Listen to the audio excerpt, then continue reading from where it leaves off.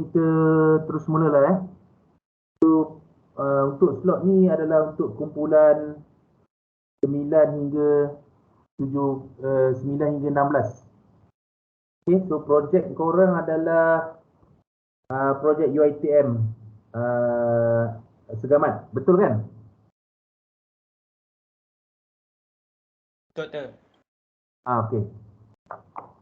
So pelan arkitek yang saya tunjukkan di skrin sekarang ni saya dah ubah sesuai daripada yang saya beri minggu lepas.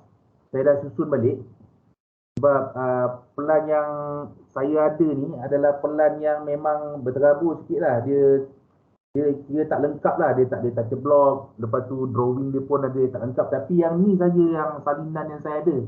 Saya tak ada salinan yang lain lah. So tak apa, saya dah susun sebaiknya lah. Kalau korang tengok ada benda yang mungkin boleh diperbaiki, mungkin korang sendiri boleh perbaiki lah dia punya susunan tu. So nanti masa untuk compilekan dalam report, memang drawing ni kita tahu dah dia tak berada dalam title block kan. So menjadi tugas korang lah nanti nak susun semula masukkan dalam title block yang bersesuaian. So nanti ambil lah mana-mana template banglo 2 tingkat yang pernah korang design dulu tu. Dia punya pelan arkitek tu, ambil mana-mana template tu, masukkan drawing ni lah, drawing pelan arkitek ni dalam title block tersebut. Okay, so basically untuk site UiTM Segamat ni ada 2 blok. Blok yang pertama adalah blok asrama perempuan. Okay, so pada blok asrama perempuan ni kita ada bersambung dengan blok ni resident.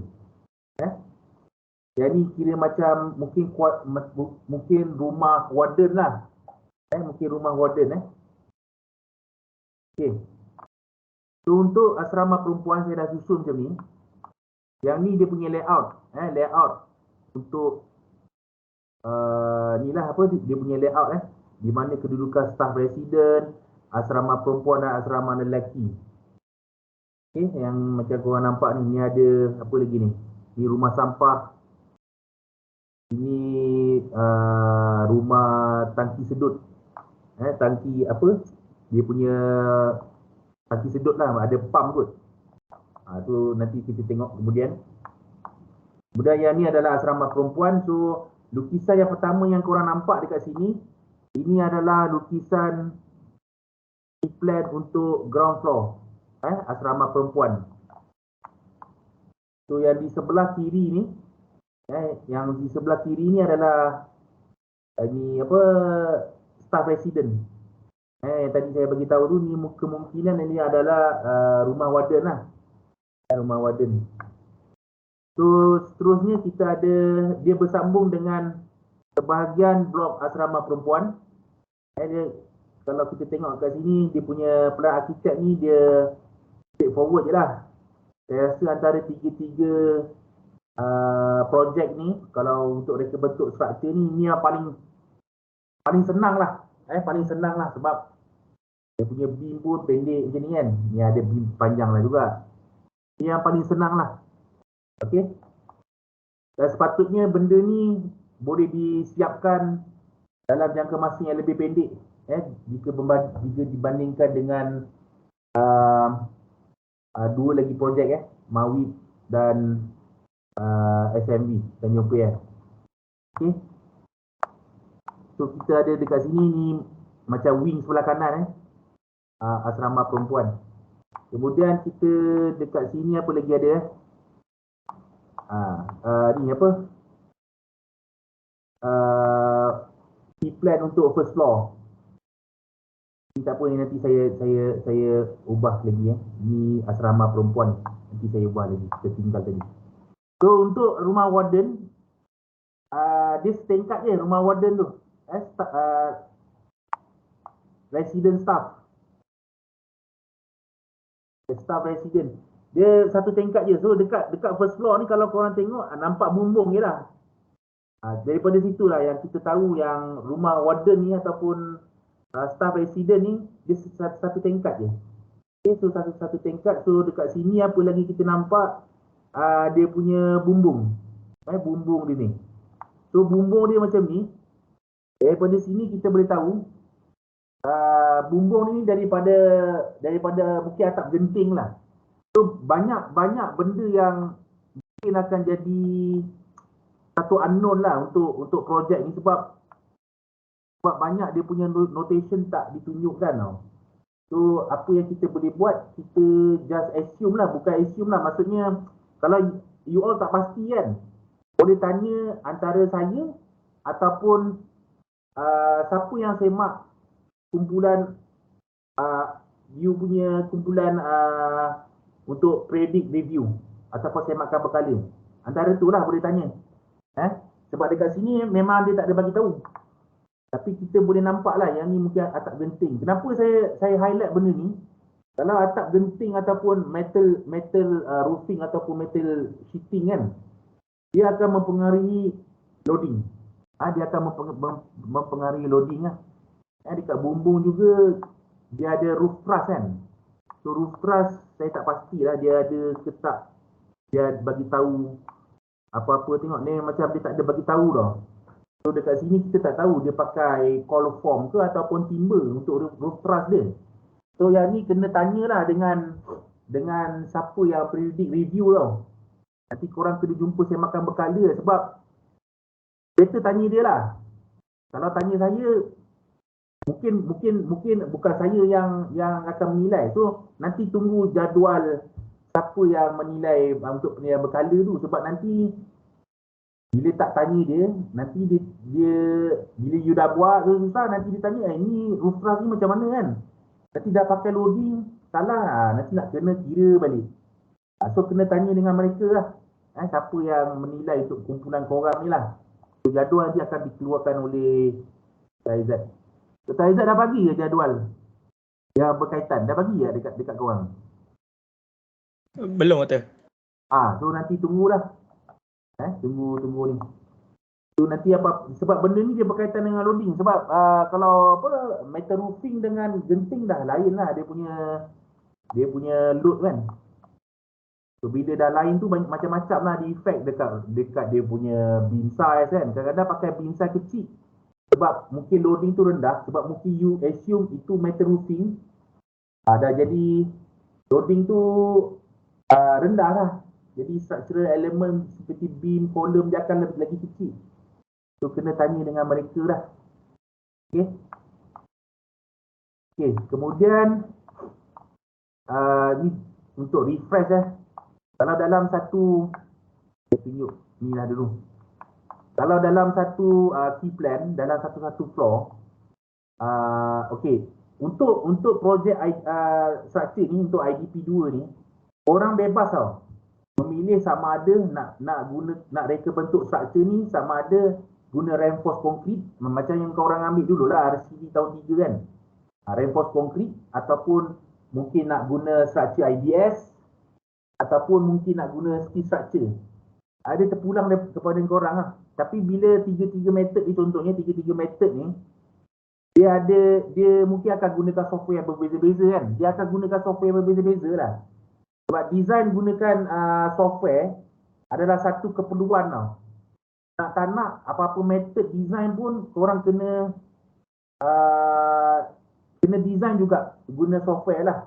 So itu terpurang pada korang lah. So tadi saya cakap tadi ada 3 method lah, contohnya 3 method. Kena pilih satu method lah.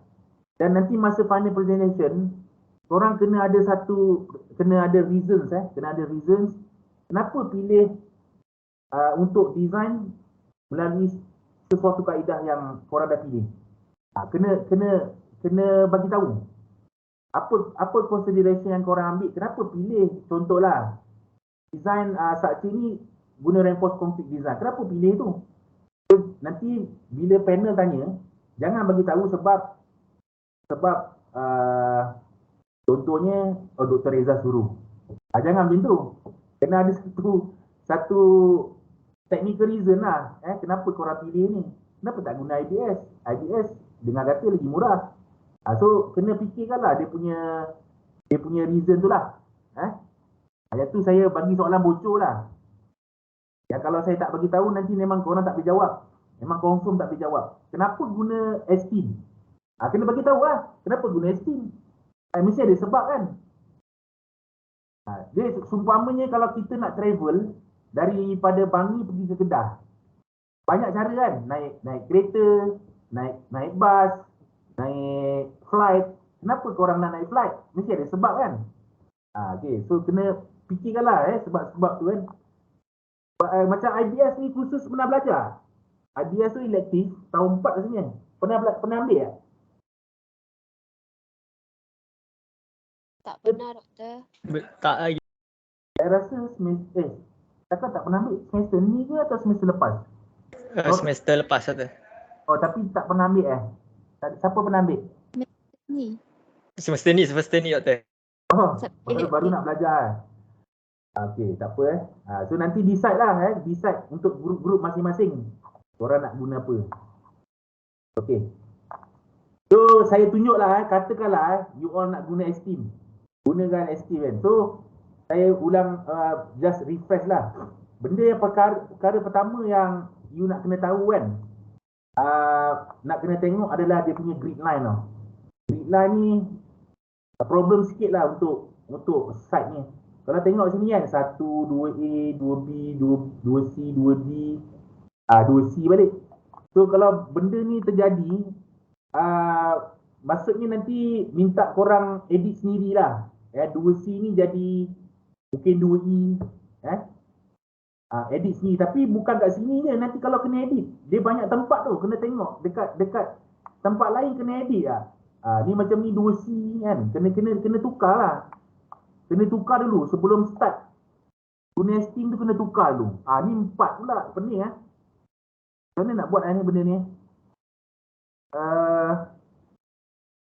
Okay, mungkin kena sebab kat sini ada 2 grid tau. Saya pun macam mana nak buat ni, saya tak terlepas pandang tadi.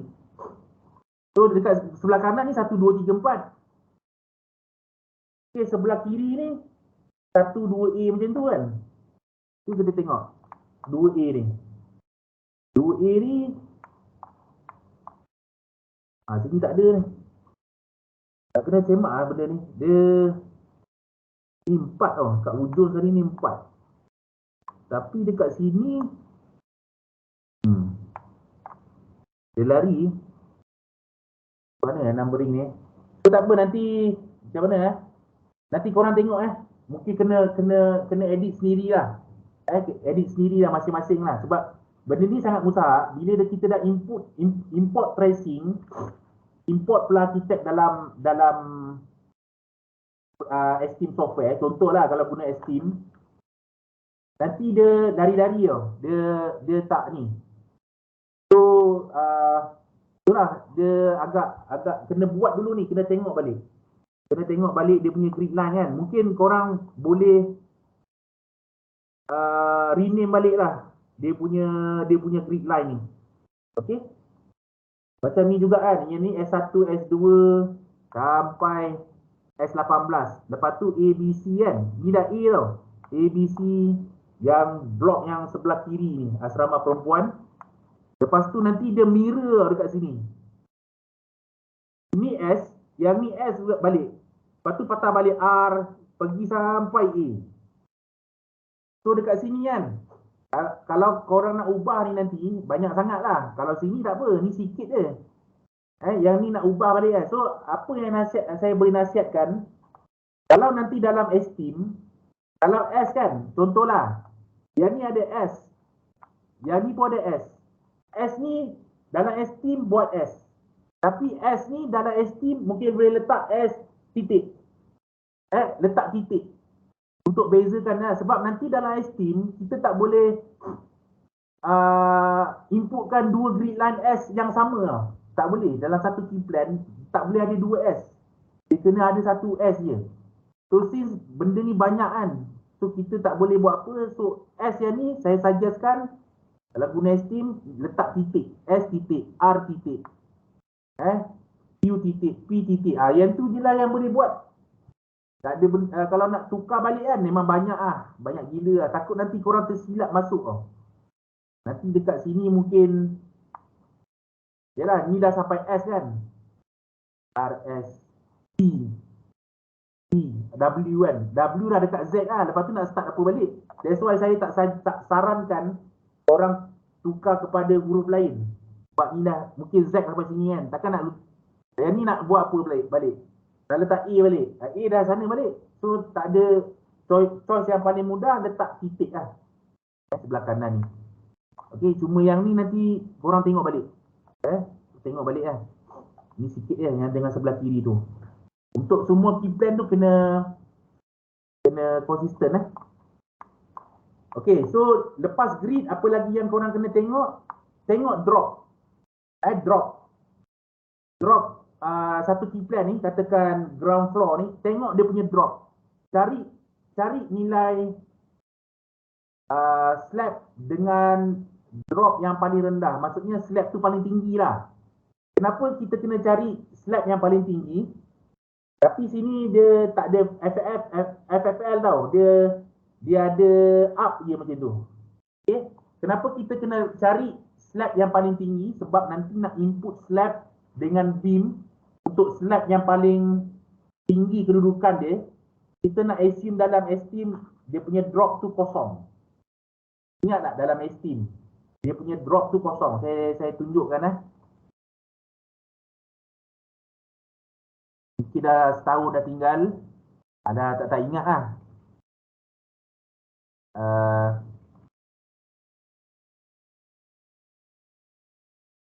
Sekejap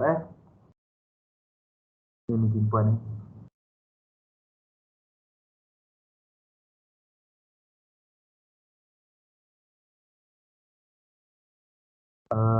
Mana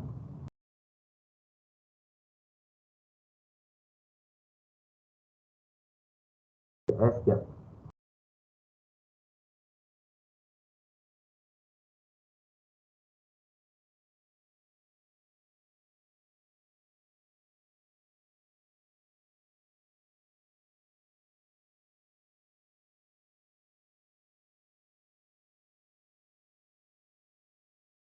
Ni kumpulan dua orang ni dulu. Dia buka balik.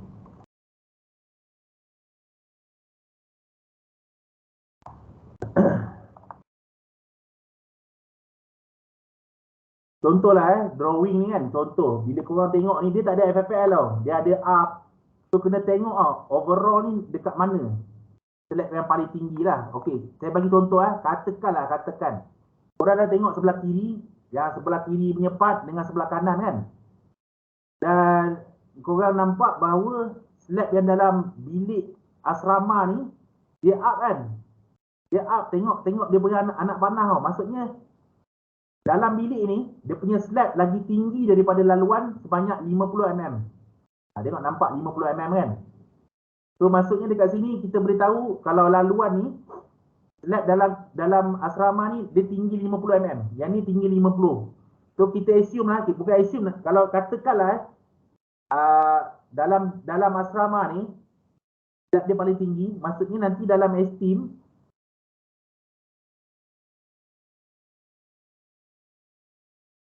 dalam estim bila kita nak inputkan slab yang paling tinggi dalam pelarkitek tu drop dia kita akan assume kosong.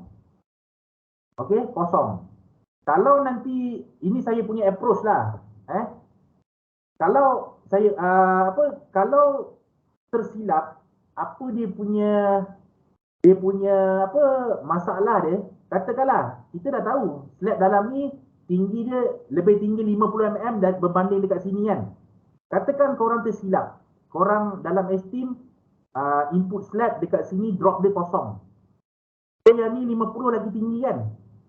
Dah masukkan input slab semua ni dalam estim, tiba-tiba dah buat ini lagi tinggi lah. So nanti akan jadi problem tau. Sebab katakanlah yang ni kosong kan. Yang ni kata laluan. Ini katakan dia punya laluan. Yang ni dalam bilik hostel tu. So nanti kena kena letak negatif 50 pula. Sebab apa kena letak negatif 50? Yang ni dia tanya drop. So kalau kita input nilai dia positif, maksudnya drop tu ke bawah. Kenapa saya letak negatif 50? Sebab negatif tu dia akan naik ke atas. Nanti dia akan jadi banyak problem lah. Benda kena letak negatif 50 ni kan. So susah tau. That's why bila mula-mula input slab, kalau guna steam, kena cari kat mana slab paling tinggi. Untuk satu key plan tu, dekat mana slab paling tinggi. Kena kenal pasti tau. So nanti bila slab dia lebih rendah, kita akan mudah sikit lah. Kalau ada drop, letaklah 50. Kalau dia drop 50. Kalau drop dia 100, letak 100. Tak payah letak negatif. Sebab nanti bila macam ni kan, bukan slab saja yang efek tau. Dekat beam tu pun akan letak negatif. Pening lah. So dia akan susah hang itu. Walaupun bangunan ni lebih mudah tak ada mudah lah. Mudah tak ada mudah lah. Dia banyak juga nak buat. Tapi korang saja tambah lagi masalah tau. Tambah lagi masalah dalam reka bentuk. Nak letak negatif 50 pula. So nanti dalam drawing pun ada juga negatif. Benda tu nanti dekat drop kan, letak negatif 50 sebab korang dah naik ke atas kan. Dia akan effect secara berantai tau. So please jangan tersalah letakkan ni, jangan tersalah tengok. So apa lagi yang mustahak, tengok dekat sini, dia punya dimension, pastikan bila input dimension kena sama dengan pelan arkitek. Lepas tu apa lagi bilik tidur. Kita ada bilik tidur, tandas, laluan. Yang ni kan, yang ni kira bilik tidur lah. Dia tulis 2 katil kan, bilik tidur lah. Okey, ni bilik cucian. Okey, apa lagi ada dekat sini? Ruang sampah. Ini sebahagian daripada laluan lah. SSB ni, ini adalah switchboard kot, yang untuk electrical punya bilik lah. Switchboard yang main switchboard tu. Mungkin lepas tu ada bilik seberguna. Kenapa saya bagi tahu ruang-ruang yang gini? So korang kena ingat ruang-ruang ni dia daripada pelarkitek ni dia memberitahu kita apakah kegunaan dia. Kegunaan ruang tersebut. So bila cakap tentang ni, dia akan efek kepada dead load. Dead load. Macam bilik seberguna kan. Bilik seberguna dengan bilik tidur. Dia akan berbeza daripada load. Bilik tidur ni mungkin berapa orang mungkin katakan ada 2 orang. Ni katil nampak kan? 2 katil kan? 2 katil kan? So kegunaan bilik ni untuk bilik tidur lah, tak ramai lah. Mungkin satu masa mungkin 2 orang akan tidur kan? Dan dia punya apa? Peralatan dalam ni pun kita boleh tahu lah sini. Ni benda yang ringan-ringan macam katil apa kan. Macam bilik seberguna ni, kena tengok dalam Eurocode. Eurocode mana yang kita kena rujuk adalah Eurocode 1 lah. Dalam tu ada jadual kan. Kena tengok bilik ni, untuk bilik seberguna ni berpandukan Eurocode 1, berapa dia punya dead load. Kilonewton per meter square. Berapa dia punya dead load. Macam store ni kan, berapa dia punya dead load. Kalau bilik seberguna ni kita understood tau. Kita boleh secara logik, kita tengok ni, bilik seberguna ni orang ramai-ramai boleh masuk. Yang ni pun boleh ramai-ramai masuk. Tapi yang ni kita akan reka bentuk, dia punya loading dia akan lebih tinggi tau berbanding dengan, sedikit lebih tinggi lah berbanding dengan bilik tidur. Pantry ni kira macam dapur lah. Dapur berapa? Yang tu saya nak korang tengok betul-betul kat Eurocode. Berapa dia punya dead load. Jangan main hantam semua. Laluan pun lain. Laluan ni memang tempat orang jalan ramai kan. Dia tak, loading dia memang tak boleh sama dengan bilik tidur kalau ikut logik. So nanti bila korang berjumpa dengan panel yang menilai periodic review nanti benda ni untuk first punya meeting nanti korang kena tunjuk esteem tu. Kalau guna esteem lah. Kena tunjuk lah. Dia nak tengok semua tu berapa load semua kan. Kena tunjuk. So apa lagi Okey, yang ni tangga. Ni dekat ground kan. Maknanya satu ni anak tangga paling bawah. Dia naik. 16 ni dah dekat-dekat anak tangga yang dekat first floor.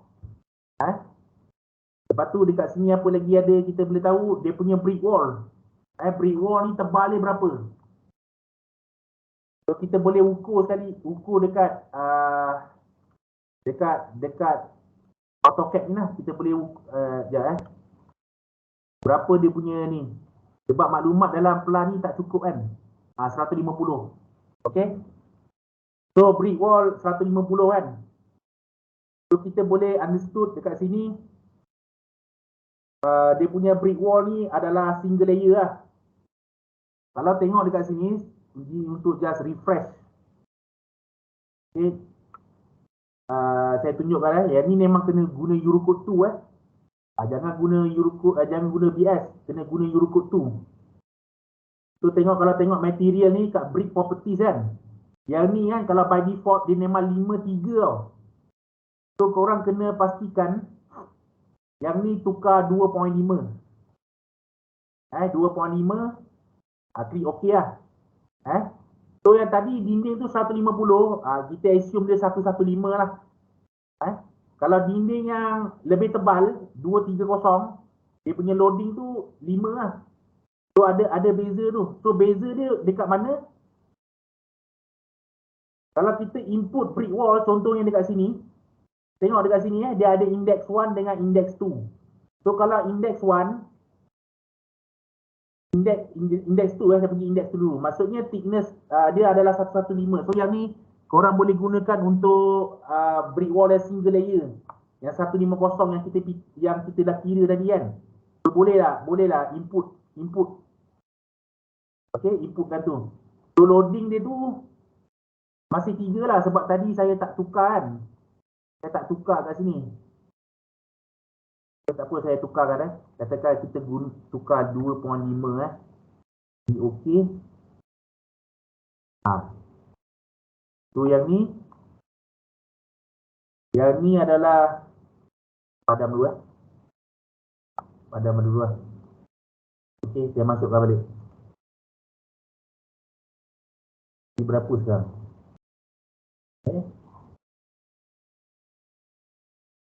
Saya tukar balik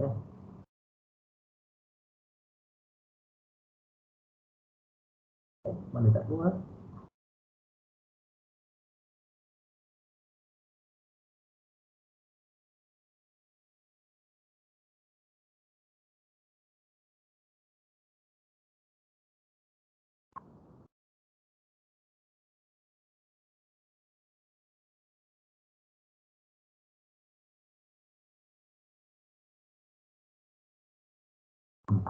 Saya tak keluar pintu. Okey, so nanti dekat sini sepatutnya window tu saya tak pasti kenapa Mesti kena buka balik lah. So dinding ni pastikan korang input tu ikut ketebalan yang sepatutnya. Ketebalan yang sepatutnya. Okey. So apa lagi yang dekat sini? Okey. Apa lagi yang kita boleh nampak dekat sini? Okey. Korang boleh nampak yang ni kan. Yang warna hijau ni, kotak warna hijau ni banyak. Kotak warna hijau ni. Ini adalah daripada pelarkitek yang menunjukkan maklumat dekat situ arkitek benarkan kita letak kolom. Okey. Lokasi yang di mana mereka benarkan kita letak kolom, tapi dia masih tertakluk kepada kita. Kolom tu nak letak dekat situ ke atau tak. Tapi arkitek dia bagi gambaran lah dekat situ kan. Boleh letak kolom. Okey, kolom-kolom yang korang nampak ni, yang korang nampak sekarang ni, nampak kan? Kolom ni dia duduk dalam dinding tau. Dia duduk dalam dinding. So kena pastikan kolom tu memang dia duduk dalam dinding. Tapi masalah dia, kita tahu dekat sini lebar ni kan 150 tau. Kalau kita ikut Eurocode, lebar beam ataupun lebar kolom dia kena sekurang-kurangnya 200 mm. 200 mm. So nak tak nak memang kolom tu yang kita input tu kalau guna ST dia memang akan lebih besar daripada ni lah. Okey. So bila lebih besar kita ada option, contohnya dekat sini kan. Katakan kita letak kolom ni dekat Esteem, kita masukkan lebar dia 200. Kita boleh letakkan sama ada dia center of this grid line ataupun dia flush ke atas ataupun dia flush ke bawah. So apa yang kalau jika saya yang buat kan, lebar tu memang 200, tapi saya akan flush dia masukkan dia ke bawah supaya permukaan dinding luar ni dengan permukaan kolom ni dia rata. Dia cuma tak rata, dia nampak buruk dekat belah dalam. Okey? Yang tu memang kita tak boleh buat apa, tapi yang penting kita kena sorokkan daripada orang yang melihat daripada luar lah. Tu nanti kalau kita flushkan dia ke bawah, maksudnya nanti dia kolom tu timbul ke macam ni kan, timbul ke dalam kan. Orang yang ada dalam rumah ataupun bilik tidur je yang nampak lah, daripada luar tak nampak. Daripada luar tak nampak. So that's why kena pastikan dia flush ke dalam lah, flush ke dalam bangunan. Okey? Kalau macam ni kan, yang ni berbeza, sedikit berbeza. Kolom yang 4 segi ni, beza dia macam mana? Arkitek memang bagi tahu dekat sini kolom tu saiz dia 300 kali 300. So since dekat sini orang tak nampak apa-apa dinding kan, tak ada dinding kat sini, tak ada dinding, memang kolom ni akan tidak menyorok, dia memang akan nampak lah. So korang kena pastikan sizing ni memang kena ikut 300 kali 300, tak boleh lebih daripada 300 kali 300 dan tak boleh kurang, memang kena buat 300 kali 300. Sebab yang ni kita anggap dia ini adalah estetik punya kolom. So arkitek memang nak kolom tu besar macam tu. Berbanding dengan dalam dinding tu kan, dalam dinding memang kena menyorok dalam dinding. Sizing dia tu korang lebar dia 200 lah, sebab ikut Eurocode dia tak boleh 150. Tapi dia punya panjang ni, yang tu korang kena decide. Itu memang kerja engineer lah. Itu beza antara kolom yang duduk dalam dinding dengan kolom yang duduk luar ni. Okay? So dinding ni saya rasa kalau tengok balik memang dia 150 lah. Tebal dia. Tebal dia. Lepas tu apa lagi ni benda ni. F1W1. F1 ni rasanya floor. Floor finish. Kalau F1 tadi dia tulis ni polish porcelain tiles. Ini kira macam floor tile biasa tu. Dekat rumah korang lah. F2 pun sama lah, dia porcelain tiles. Dia sama dengan homogeneous tiles.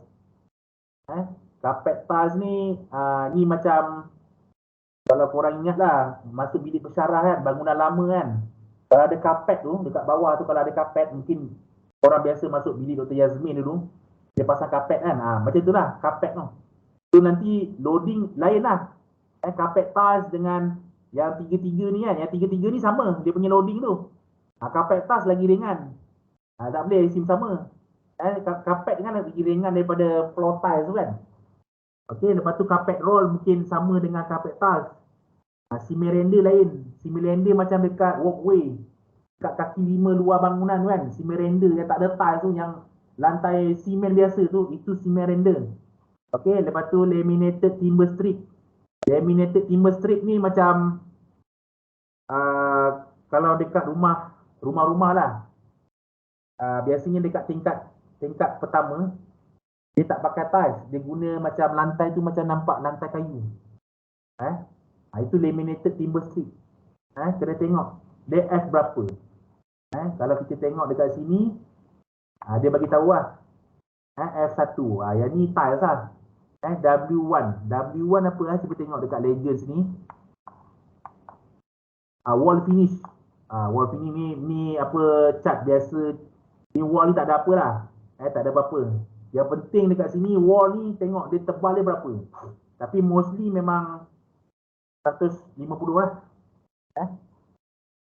Tak ada apa. Yang tu wall finish cat ni tak ada saya rasa tak ada ni lah, tak ada apa efek dekat loading.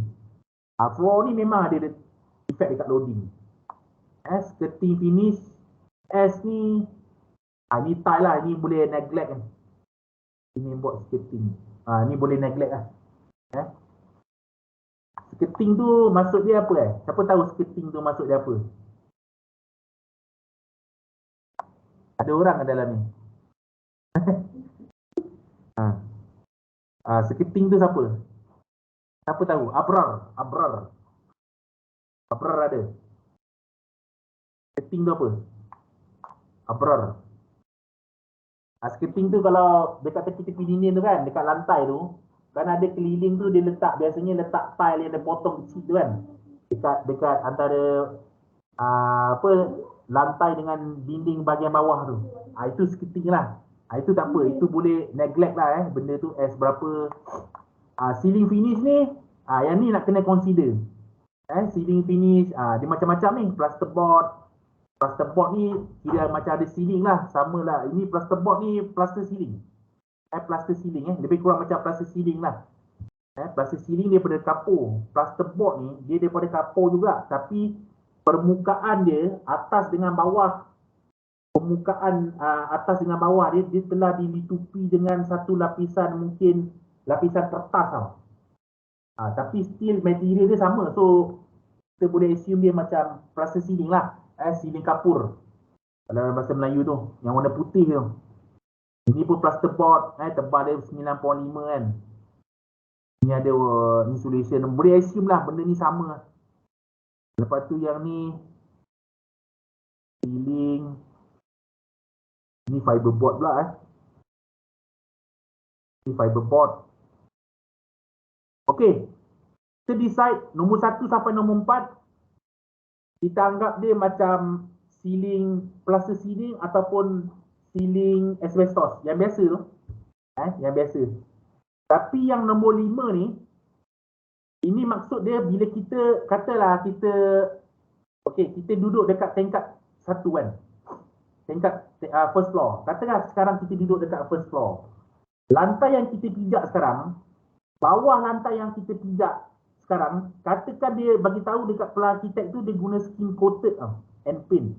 Maksud dia lantai yang kita pijak ni, kalau kita turun tangga pergi ke ground floor, kita pandang lantai yang dekat atas tu, maksudnya dia tak ada apa-apa ceiling. Dia tak ada apa-apa ceiling, dia tak ada asbestos ceiling ke ataupun plaster ceiling. Dia hanya ada, kita nampak macam slab asal. So kalau dia bagi tahu skin coat ni, slab asal tu dia hanya skin coat, dia hanya simen je lah, macam plaster je. Dia tak ada apa-apa ceiling lah, macam plaster ceiling, dia tak ada apa-apa. Dia kosong je. Kita nampak macam lantai slab biasa je. So yang tu kalau yang skin coat ni kita anggap dia tak ada apa-apa loading lah. Sebab skin coat tu dia punya tebal nipis je. Mungkin berapa mm 5 mm je, nipis lah selalunya. So kita neglect loading tu. Tapi yang kalau ada yang 4-4 ni, kita anggap dia punya loading tu macam kita ada plaster ceiling ataupun ceiling asbestos lah. So kena tengok, kena cari lah dia punya loading tu berapa. Yang ni kita loading ni bab mustahak lah. Kena betul-betul tengok lah berapa. Sometimes mungkin saya bagi contoh lah.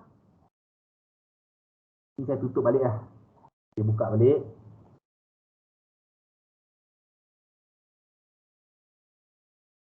Kenapa loading tu? Sometimes mungkin you all anggap kan, loading tu kalau beza sikit, dia efek dia kecil. Mungkin you rasa macam tu. Contohlah dekat sini saya letak kosong balik. Loading tu ini 1.5 tau. 1.5 ni kita boleh tengok dia punya unit tau. Unit tu dengan cara tengok sini. You rekod 1 tadi dia bukan dead load dia live load. Saya minta maaf silap sikit.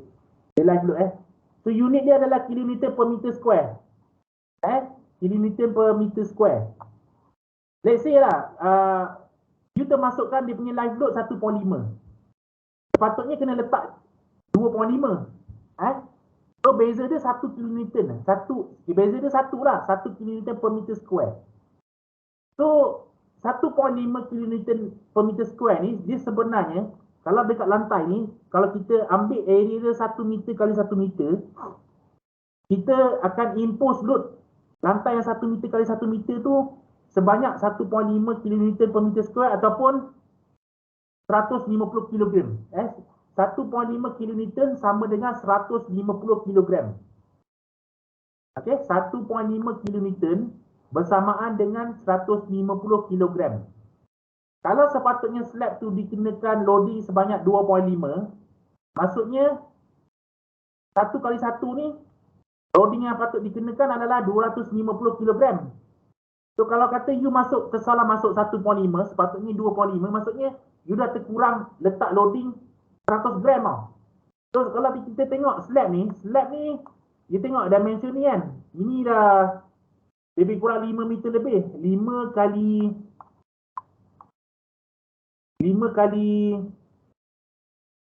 4, katalah 5 kali 4. Untuk slab ni. Size dia 5 kali 4 sama dengan 20 meter square. So disebabkan letak kurang 1 km tadi tu per meter square.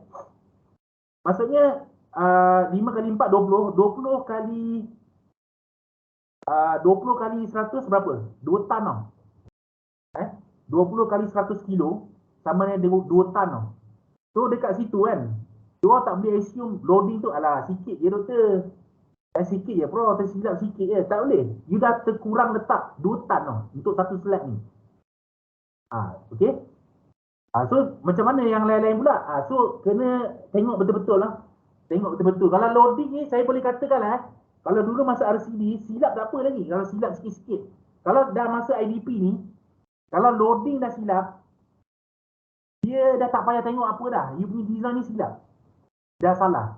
Kalau sikit-sikit tu tak apalah 0.5, bukan 0.5, 0.05 kan. Sikit-sikit tak apa. Kalau dah besar macam ni tersilap, kita dah tak perlu tengok yang lain lah. Maksudnya you punya design ni dah banyak benda tak betul lah. So that's why saya highlight kat sini. Macam kalau kawasan ada dinding dengan tak ada dinding kan. Yang tu kena input betul-betul. Kalau tak ada dinding jangan letak loading. Kalau kita tengok loading ni, kalau tengok loading ni tadi,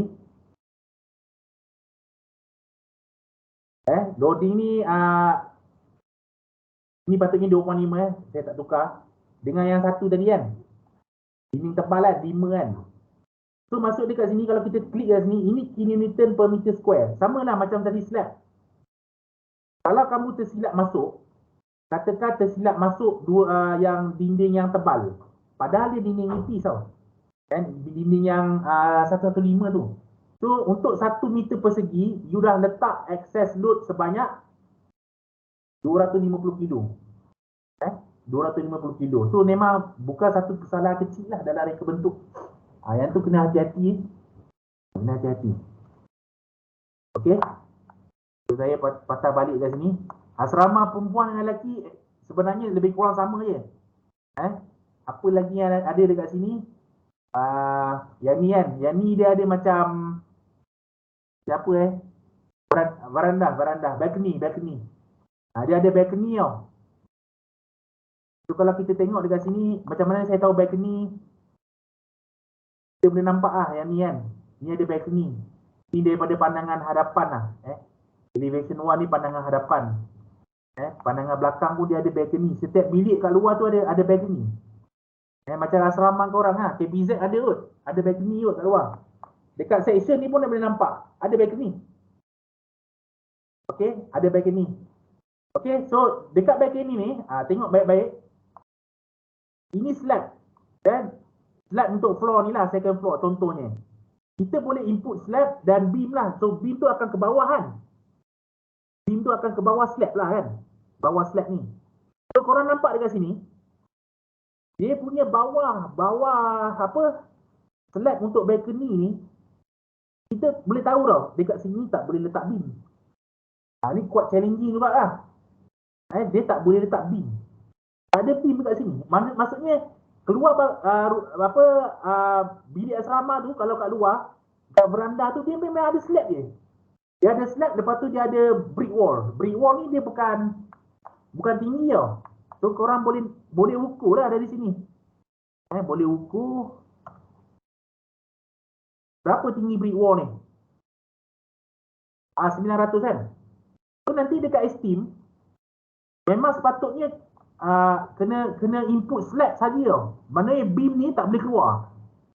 Input slab saja, kemudian dekat ujung tu kan, dekat keliling balcony tu, dia ada brick wall kan. Dia boleh nampak tau dekat sini. Dia ada brick wall lah, macam contoh brick wall lah. Dia tak bagi tahu tu brick wall, tapi saya rasa itu brick wall lah. Nampak macam ni brick wall. Ni macam ada apa benda ni, batu angin ke ataupun macam kaca tu kan, macam dinding kaca tu yang bentuk-bentuk itu. Okey, so kita kena letak brick wall keliling balcony tu tau. So brick wall tu dia jangan katakanlah ni brick wall, katakanlah saya cari ni. Katakan ni balcony ni. Ni balcony tu yang kecil tu kan.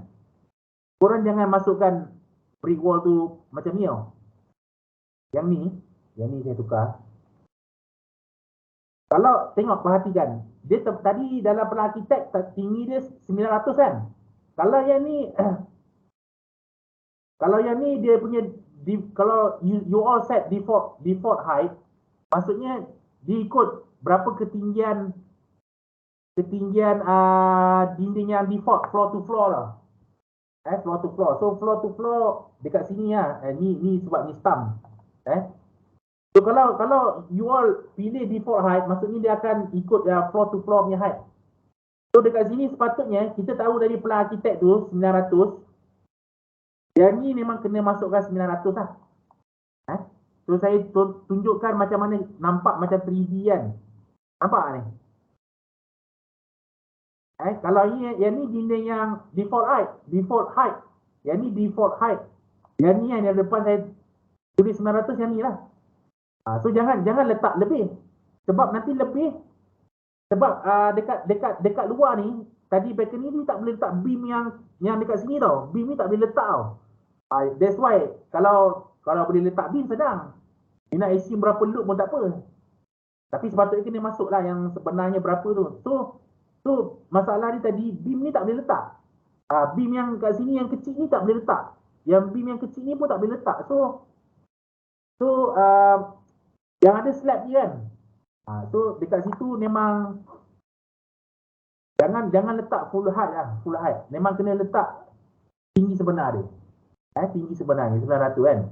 So you all boleh ubah juga dekat sini. Daripada 3D ni. 900. Yang ni pun sama. Default height ni 900. Kalau katakanlah susah nak nampak kan daripada sini, sometimes kita susah nak edit tau. Tapi dekat sini, kalau kita nampak benda tu salah, kita boleh tukar. Katakan dinding ni dia bukan 3,000. Kata floor height dia 3,000. Ataupun yang ni nak tukar kan, pergi dinding yang nipis kan, boleh tukar dari sini. Katakan dinding ni tak 3,000, 2,000. So kita boleh tukar dekat sini. 2,000. Kau rasa tak? Beam size pun kita boleh tukar. Berapa kita nak tukar daripada 3D view ni. Cuma bila kita buka dekat GB, contohnya GB balik kan, dia tak automatic update tau. Update benda yang kita tukar dekat 3D tu. So macam mana kita nak update apa yang kita tukar daripada 3D tu, kita tekan refresh. Regenerate lah, macam refresh lah ni. Dekat situ. Baru dia akan update lah apa yang kita tukar. Takut nanti bila kita tukar 3D, kita semak balik, tadi aku ada tukar beam ni. Kenapa dia punya beam sizing sama? Jangan lupa tekan regenerate. Ni just untuk refresh lah. Okay. Dah masuk ST pula. So itulah nak bagi nanti, sebab kalau saya tak bagi tahu ni mungkin korang tak boleh lihat. Apa lagi information yang korang perlu tengok dekat sini? Kat section view ni kan, dekat sini boleh nampak dia punya floor to floor height 3,500, 3,500, 3,500.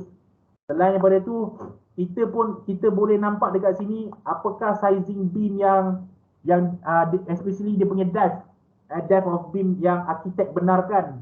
Yang ni kena semak betul-betul, tak boleh letak sebarangan. Sebab kita punya size, ada cara kita nak buat judgement kita dia punya depth tu, tapi dekat sini kita kena semak juga arkitek Bagi berapa dia punya depth tu? Paling dalam. So kita kena ukur lah. Dekat sini 515 kan. So kalau 515 ni, jangan letak 515.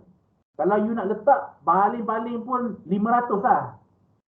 Kena nombor bulat tau. Kalau 500 tak pas, memang tak boleh increase dah. Arkitek tak bagi.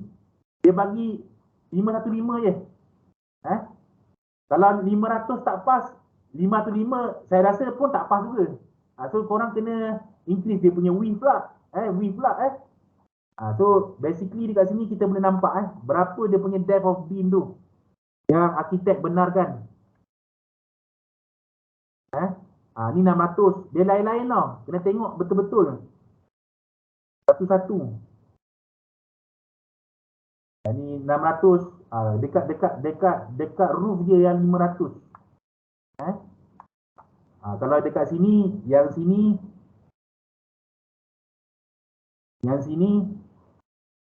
dia benarkan 600 juga 600 juga. Tapi sizing ni dia bergantung pada kita. Dia cuma kita tak boleh lebih daripada sizing yang arkitek benarkan.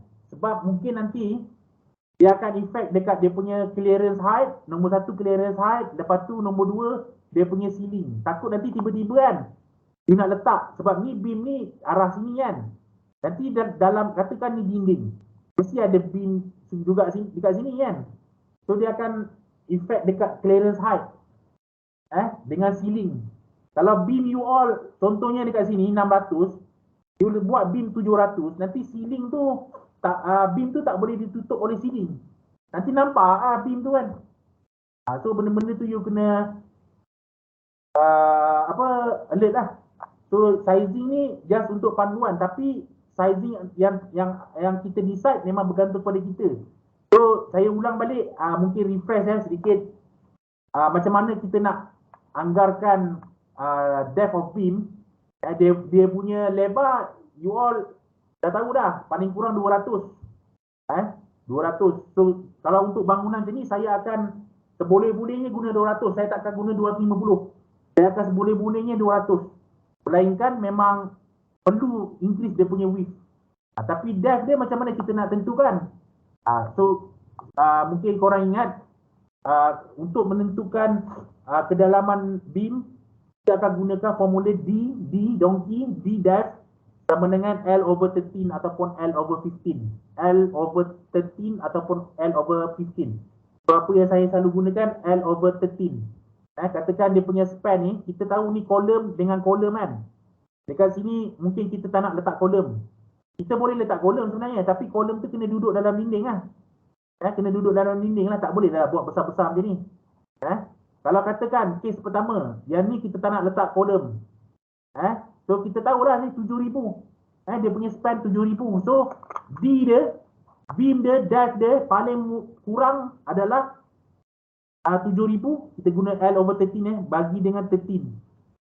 So 7,000 bagi 13 sama dengan 538. Itu paling sikit kan. Kalau tak nak letak kolom lah sini. So tadi kita tengok berapa? 600 kan. Mungkin boleh try 600 terus. Kalau tak nak letak kolom kat sini. Ataupun kalau you all nak letak, boleh letak, tapi pastikan dia duduk dalam dinding lah. Duduk dalam dinding maksudnya you letakkan dia mendatar macam ni. So bila kita letak kolom dekat sini, tapi kena semak dekat ground. Di ground lah kan. Ini first floor. Tengok dekat ground. Kena tengok dekat ground. Kat ground ada apa. Kalau tak ada apa-apa di dinding, boleh lah letak kolom kat situ. Tapi kalau tak ada apa-apa ni, boleh letak lah. Boleh letak kolom. So apa efek dia? Bila kita letak kolom dekat sini, dia punya span length akan kurang. Tadi 7,000 kan sebab tak ada kolom kan. Sekarang 3,500. So 3,500 bagi dengan 13, kita akan dapat 269. 300 lah. Saya rasa kalau you letak kolom dekat sini, depth beam tadi yang daripada 600, you boleh kecilkan pergi ke 400. 400. Jangan letak 300 kecilnya. 400. 400. So boleh lepas. So nampak efek dia. Cumanya efek dia bila letak kolom di sini sampai bawah, nanti kat bawah tu ada foundation lah. Ada foundation lah.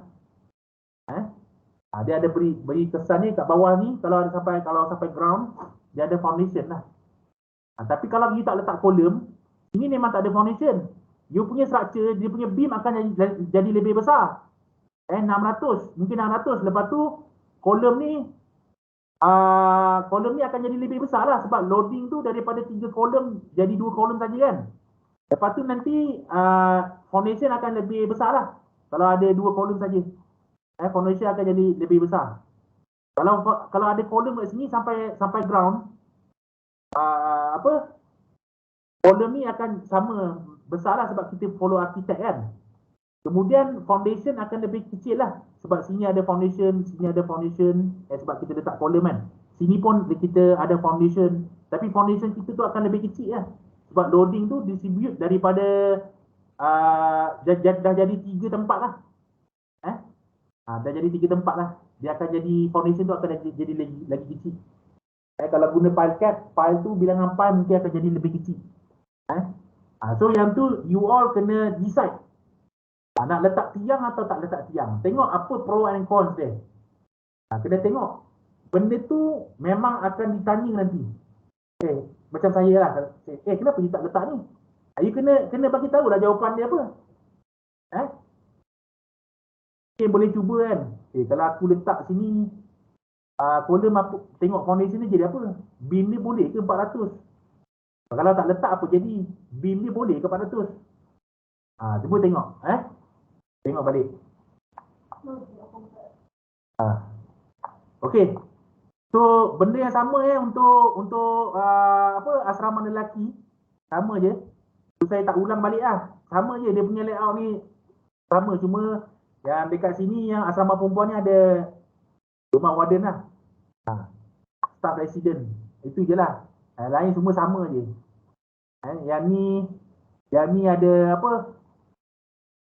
Ada apa kita panggil yang dekat depan tu macam lobby kan. Lobby ni you nampak lah. Bumbung ni dekat first floor. Dekat second floor dah tak ada lobby dah, tak ada bumbung dah. Dia memang separate. Bangunan tu separate macam ni je.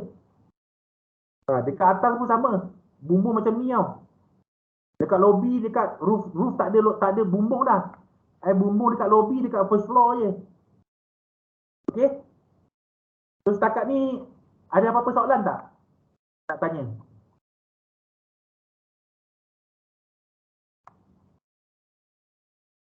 Semua boleh faham Doktor. So maksudnya nanti doktor bagi plan, kita just design beam, slab semua based on design tu sajalah. Maksudnya tak perlu tambah apa-apa. Tambah apa-apa tu maksudnya apa? Contohnya dari set kita, kita tambah balkoni ke apa-apa. Tak ada, tambah jalan kaki ke tu. Tak perlu. Dia berdasarkan yang ni je. Yang saya minta semak balik grid. Grid ni ada percanggahan kan. Tengok balik lah grid tu. Semak balik grid. Lepas tu itu je lah.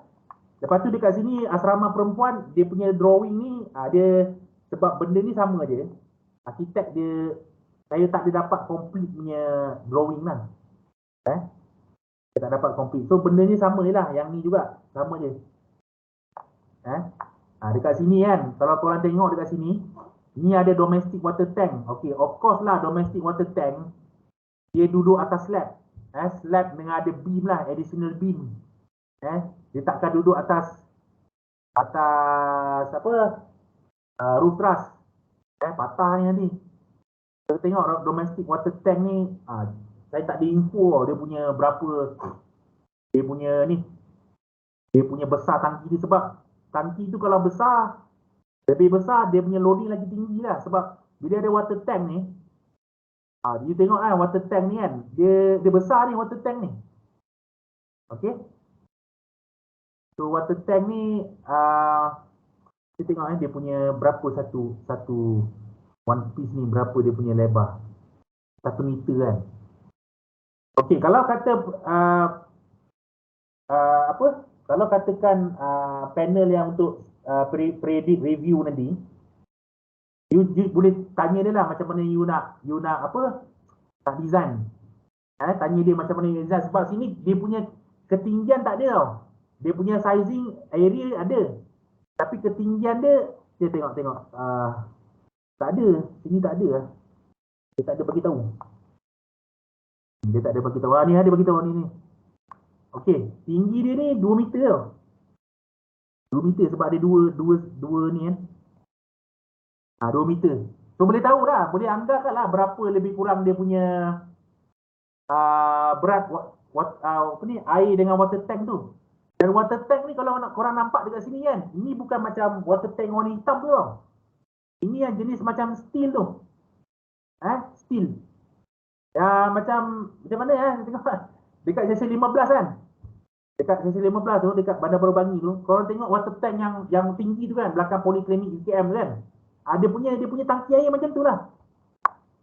So dia dibuat daripada besi. So of course besi dengan tangki warna hitam tu lain. So kena carilah berapa dia punya load lah untuk tangki tu. Dia punya dead load tu. So nanti kena tanya panel tu. Sebab panel tu nanti orang yang sama akan menilai grup korang tau. Korang kena tanya kena live dengan betul-betul dengan orang. So kita tak nak jadi macam semester lepas kan. Credit review orang lain, nanti menilai orang lain. So nanti benda tu ada miscommunication. Dulu orang yang pesyarah A bagi tahu lain, masa menilai pesyarah B. So kita takkan berlaku benda tu lah. Takkan berlaku benda tu. Okay. So ada soalan lain. Basically drawing ni pada saya dah cukup lah untuk kita design. Dah cukup info lah. Cuma ada certain benda yang kita kena assume. Assumption tu kena tanyalah dengan siapa awak punya panel nanti.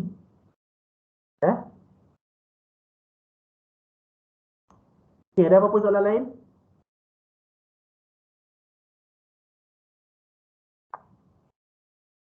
Okay, nanti Dr. Aizat dia akan upload, tak tahu bila dia akan upload. Bila periodic review tu untuk structure saya bercakap mengenai structure tau. Yang bahagian lain air ke apa sewerage saya tak tahu. Saya tak tahu, kena tanya dengan pesyarah bahagian air, sewerage dan water reticulation tu lah. So untuk structure ni nanti bila masa kena jumpa tu range tu, you all kena alert lah bila masa. Saya akan bagi tahu dalam group. So saya anggarkan saya bagi tahu awal-awal lah. Bila you all jumpa periodic jumpa panel semasa periodic review, you bila jumpa tu, you all boleh masa jumpa tu kena tunjuk progress tau. Kena tunjuk yang mungkin model esteem you ni dah hampir siap. Kalau dah siap memang terbaik lah. Kalau tak dapat siapkan 100% pun dah hampir siap, mungkin 90%. Sebab masa periodic review tu mereka akan letak markah tau. Bila mereka letak markah rendah, nanti dia akan efek dekat markah keseluruhan tau. So pastikan you score benda tu. So kena buat awal. That's why saya mula awal daripada briefing IDP tu. Saya mula awal lah untuk structure ni sebab banyak kan benda nak kena buat. That's why saya mula awal. So semasa perjumpaan pertama tu, korang kena pastikan memang 90% dah siap lah sekurang-kurangnya. Jangan banyak sangat tak siap. Bila banyak sangat tak siap, banyak komen, memang akan banyak masalah nanti. Markah akan turun kan. Jadi yang tu markah grouping tau. Kalau siapa daripada 4 orang yang buat esteem ni, contoh kalau guna esteem, disebabkan dia markah group akan kurang tau. Markah group akan kurang lah. Kalau mendapat markah rendah tau. Tu kena buat lah, memang kena buat. Kena buat segera. Okay. So nanti masa periodic review tu juga korang boleh tanya dengan orang. Apa yang tak kena, apa yang kurang. Okay, sebelum periodic review yang pertama tu, perjumpaan pertama, korang boleh jumpa dengan orang, tanya ke apa kan, macam mana apa yang kurang, apa tak kena dengan design korang sebelum korang dinilai tau. Boleh jumpa dengan orang. Ada 4 orang pensyarah, saya, Dr. Ahmed Wadud, apa lagi, Prof. Datuk Wan Hamidun, dekan kita kan. Lepas tu Prof. Datuk Fauzi. Ada 4 orang. So kena jumpalah dengan siapa yang akan menilai korang tu. Tapi kalau you all nak tanya saya, boleh je tanya saya, tapi nanti apa yang diorang nak tu saya takut bila saya bagi tahu nanti lain. Diorang bagi tahu diorang nak benda lain. That's why saya kalau nak tanya, saya boleh bagi secara general lah. Secara general lah. Itu je lah. Ada soalan lain tak sebelum kita tamatkan sesi ni? Okey, tak ada